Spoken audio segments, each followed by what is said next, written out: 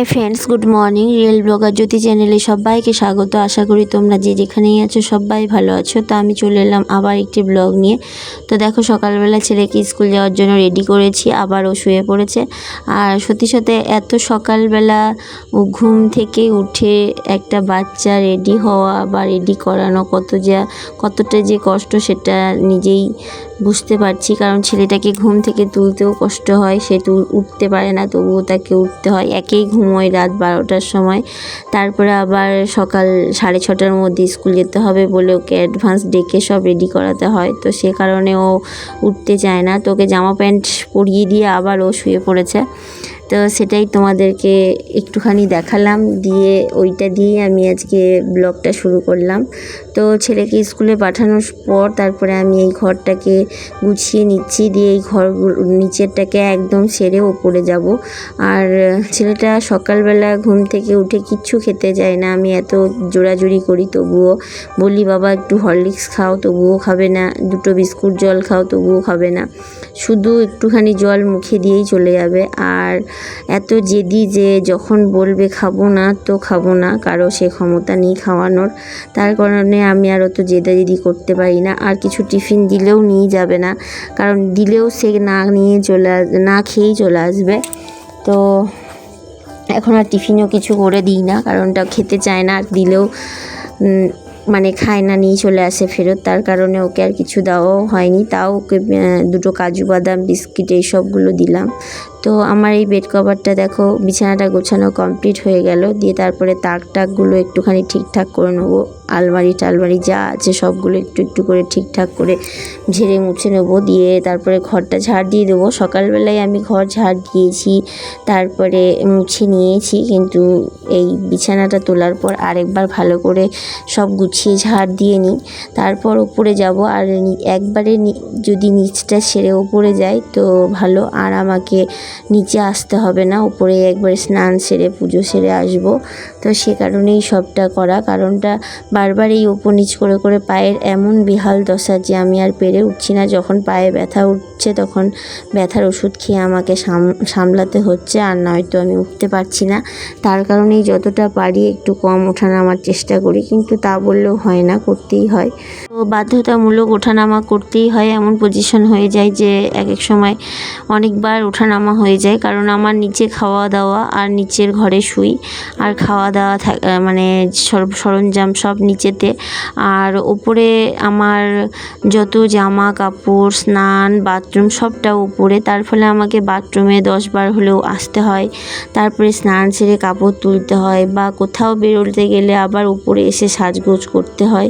তো সাজগোজ, জামা কাপড়, এভরিথিং সব উপরে। তো আমাকে বারবার উপরে অনেক সময় এমন এক দিন যায় যে উপরে আমাকে প্রায় ঘনই আসতে হয়। তো এই করেই হয়তো আমার পাটাও ব্যথা শুরু হয়ে যায়। তো আমি এখন সব গুছিয়ে নিলাম, দিয়ে মেঝেটাও ঝাড় দিয়ে নিচ্ছি। কিন্তু জানি না, বর অনেকবার ওঠানামা করে, কিন্তু ওরও পায়ে ব্যথা হয়। কিন্তু যেহেতু ওর অভ্যাস হয়ে গেছে তো ওর অতটা গায়ে লাগে না। আর সত্যি কথাই, আমার বাবার বাড়ি কোনো দিন এইরকম সিঁড়ি বেয়ে উঠানামা করতেও হয়নি। আমাদের একতলা বাড়ি, তো সে কারণে আমাদের সিঁড়ি ভাঙানোর কোনো প্রবলেম ছিল না। আর এখানে এসে সে প্রবলেমটা আমি ফেস করি, তার ফলে হয়তো বা এমনটাও হয়েছে। তো দেখো, আমি উপরে এসে আগে ছাদটাকে ঝাড় দিয়ে নিচ্ছি, তারপরে ঘর বারান্দাটা পরিষ্কার করে নেবো।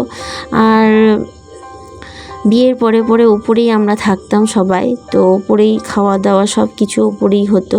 তো তখন অতটা কষ্ট হয়নি।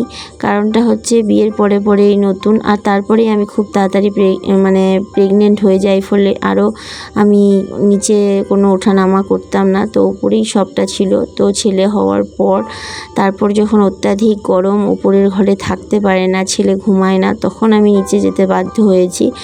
তো এখন আমি দেখো ছাদটা ঝাড় দিয়ে দিলাম, তারপরে গাছগুলোতে জল দিয়ে দিচ্ছি। তা নয়তো গাছগুলো একদম শুকিয়ে যায়, এত গরম।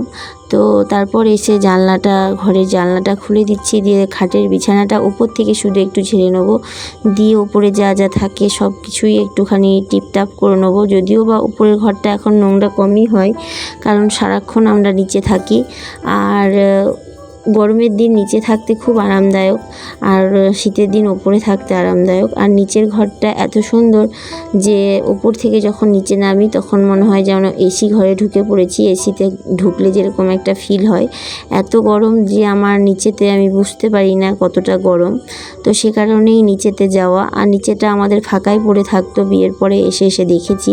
তো পুরনো বাড়ি যেহেতু একটু ভাঙাচোরা, সব কিছু সারিয়ে সরিয়ে যেতে হয়েছে, তাও অতটা ভালোভাবে না, মোটামুটি একটু সারিয়ে গিয়েছি ছেলেটার জন্য। তো সেক্ষেত্রে আমাকে এখন ওপর নিচ দুটোই করতে হয়।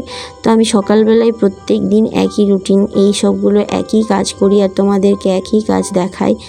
আর আমাদের মতো গৃহবধূরা কী বা দেখাবে, এই সবই তো আমরা নিত্যদিন করে আসছি। আমাদের নিজেদেরও মাঝে মধ্যে বিরক্ত লাগে যে প্রতিদিন একই কাজ, কিন্তু কিছু করার নেই, বাধ্যতামূলক করতেই হবে। এগুলো সকালবেলা প্রতিদিনই আমি এই কাজটা করি। তারপরে ঘর বারান্দাগুলো ঝেড়ে মুছে নিলাম, দিয়ে তারপর ঝেড়ে নিলাম আর তারপরে এখন মুছে নিচ্ছি। তো দেখো বারান্দাটাও মুছে নিচ্ছি। আর সামনে ব্যালকনিটা, ওখানে একটা চালা দেওয়াতে না বারান্দাটা বিশালই অন্ধকার হয়ে গেছে।